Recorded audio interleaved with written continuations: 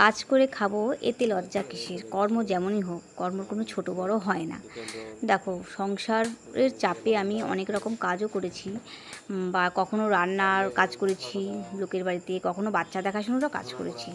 তো এবার আমি একটা কাজ করছি, সেটা হচ্ছে রেস্টুরেন্টে, মানে রেস্টুরেন্টে ঢুকেছি প্রায় 15 দিন হয়ে গেল।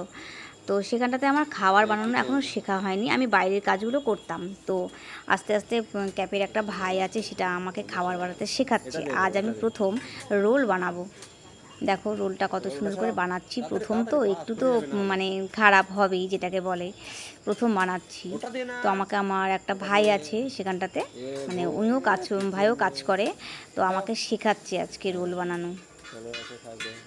তো জানি না খেতে কেমন হবে, কাস্টমারই জানবে। প্রথম বানাচ্ছি, এটা আমার প্রথম।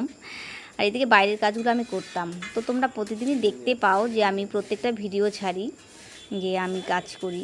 আমার সত্যি কথা লজ্জা একটুকু করে না, কারণ কর্ম করে খাবো এতে লজ্জা কিসের? অনেকে হয়তো ভাবতে পারো যে রেস্টুরেন্টে কাজ করছে, ভালো না, নানা রকম লোক আসে, এইসব না, মানে যে যারা বলবে তারা হয়তো, আমি ভাববো যে মানে মানসিকতাটা ছোট। কারণ তুমি যেখানেই কাজ করো না কেন, তোমার সততা বজায় রেখে কাজ করলে কিছু আসে যায় না। তো যাই হোক, আমি সকালে ঘুম থেকে উঠে বাড়ির সম্পূর্ণ কাজ সেরে তারপর আমি কাজে চলে যাই।